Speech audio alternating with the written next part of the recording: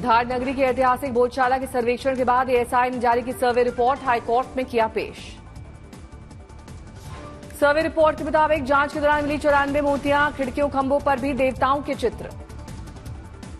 Survey report में लिखा गया, कई स्थानों पर आकृतियों को विकृत करने की कोशिश। पश्चिमी स्तंभ पर मिले 2 शिलालेख, राजा भोज द्वारा स्थापित शिक्षा केंद्र की तरफ संकेत। हिंदू पक्ष ने सुप्रीम कोर्ट से जल्द सुनवाई की मांग की, हाईकोर्ट में 22 जुलाई को सुनवाई की है तारीख। बीजेपी ने विपक्ष के खिलाफ भरी हुंकार, कहा पीएम मोदी के खिलाफ राहुल गांधी हमेशा हिंसा को बढ़ावा देते हैं। राहुल गांधी के पुराने कमेंट को लेकर बीजेपी लगातार हमलावर, कांग्रेस पर कसा तंज। कांग्रेस सांसद मणिकम टैगोर ने आरएसएस पर साधा निशाना, कहा आरएसएस एक ऐसी संस्था है जो घृणा फैलाती है, कांग्रेस प्यार बांटती है। लोकसभा चुनाव में बीजेपी के खराब परफॉर्मेंस पर सीएम योगी का बड़ा बयान, का अति आत्मविश्वास का खामियाजा भुगतना पड़ा। उपचुनाव से पहले उत्तर प्रदेश बीजेपी कार्यकारिणी की बैठक में गरजे सीएम योगी, बोले यूपी को माफियाओं से मुक्त किया, कानून का राज किया कायम। और 2000 उत्तर प्रदेश में 2014, 2017, 2019 और 2022 में भारी सफलता प्राप्त करते हुए विपक्ष को उसकी वास्तविक स्थिति तक पहुंचाने का कार्य किया था। बीजेपी अध्यक्ष जेपी नड्डा ने बैठक को संबोधित करके कहा, बीजेपी ये है देश का भविष्य।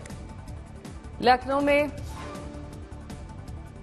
of the Bharat's present and BJP will be the party of Bharat's future. Bharatiya Janata party भविष्य की भी पार्टी है तो अकेली भारतीय जनता पार्टी।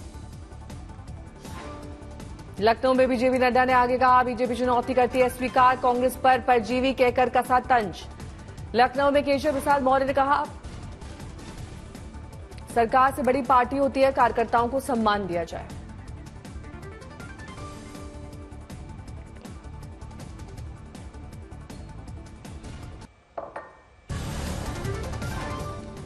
बीजेपी कार्य समिति की बैठक में डिप्टी सीएम केशव प्रसाद मौर्य ने कहा, जो दर्द आपका है वही दर्द हमारा है। यूपी बीजेपी कार्य समिति की बैठक में भूपेन्द्र चौधरी ने एसपी पार्टी को चिताया, कहा कांग्रेस भस्मासुर है, जल्द अखिलेश को निपटाएगी। कांग्रेस नेता अंशु अवस्थी ने कहा, बीजेपी की प्रदेश कार्य समिति महज दिखावा है, कार्य समिति में जनता से जुड़े मुद्दों पर कोई चर्चा नहीं होती है। प्रधानमंत्री नरेंद्र मोदी के नाम सोशल मीडिया एक्स पर नया रिकॉर्ड, सोशल मीडिया एक्स पर पीएम मोदी के हुए 10 करोड़ फॉलोअर्स। अमित शाह ने पीएम मोदी के 100 मिलियन फॉलोअर्स पर कहा, प्रधानमंत्री मोदी को दुनिया देखती है, मोदी जी सबसे अधिक फॉलो किए जाने वाले वैश्विक नेता हैं। एलओसी पर सुरक्षा बलों ने घुसपैठ की कोशिश कर रहे 3 आतंकियों को किया ढेर, ऑपरेशन लगातार जारी। रविवार को विवादास्पद आईएएस पूजा खेड़कर की मां को पुणे पुलिस ने थमाया, कारण बताओ नोटिस। पुणे पुलिस ने पूछा क्यों ना उनका बंदूक लाइसेंस रद्द कर दिया जाए। संविधान के 75 वर्ष पूरे होने पर देश भर में कार्यक्रम करेगी मोदी सरकार। सूत्रों के मुताबिक ये कार्यक्रम 15 अगस्त से शुरू होकर अगले साल 26 जनवरी तक जारी रह सकते हैं। विपक्ष के अभियान का मुकाबला करने के लिए पहले ही 25 जून को संविधान हत्या दिवस मनाने का फैसला ले चुका है विपक्ष। यूपी सरकार के मंत्री संजय निषाद ने अब यूपी में प्रशासन के खिलाफ खोला मोर्चा, कहा हमने बीजेपी को उन सीटों पर जिताया जहां वो कभी नहीं जीत सकती थी।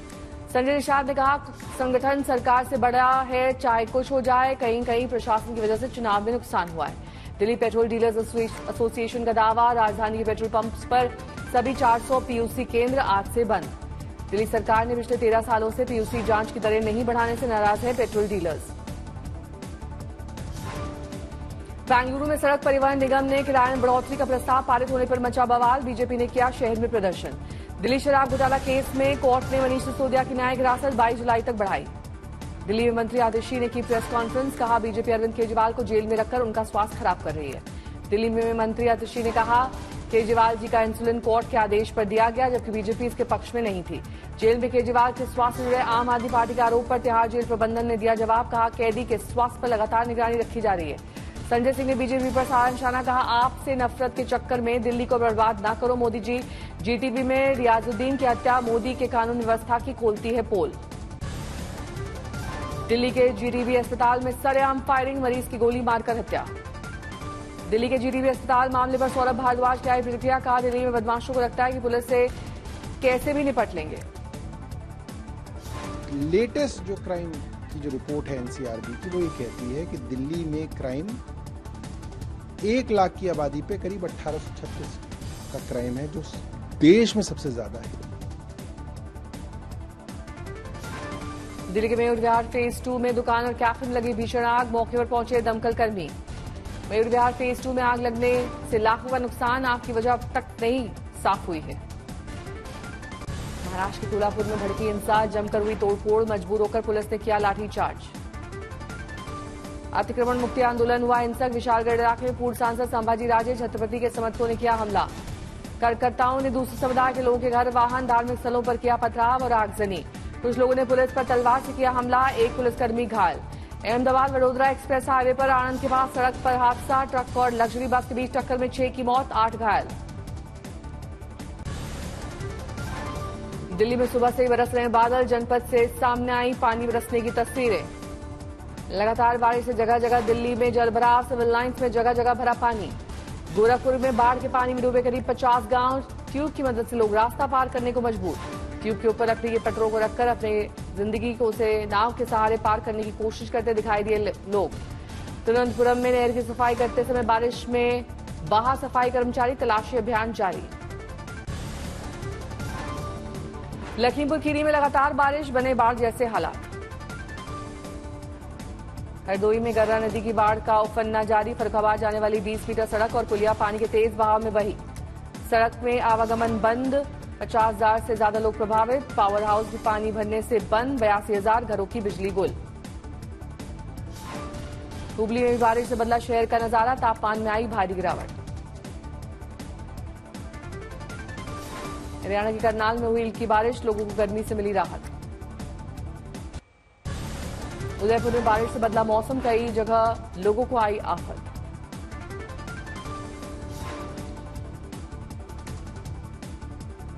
तेरह घंटे बाद भी कोंकण रेलवे बंद, कोंकण रेलवे की 7 ट्रेनें रद्द, जबकि 5 ट्रेनों का बदला गया मार्ग। ट्रैक से गंदगी और कीचड़ हटाने में बारिश बनी बाधा, ट्रैक साफ करने का कार्य जारी।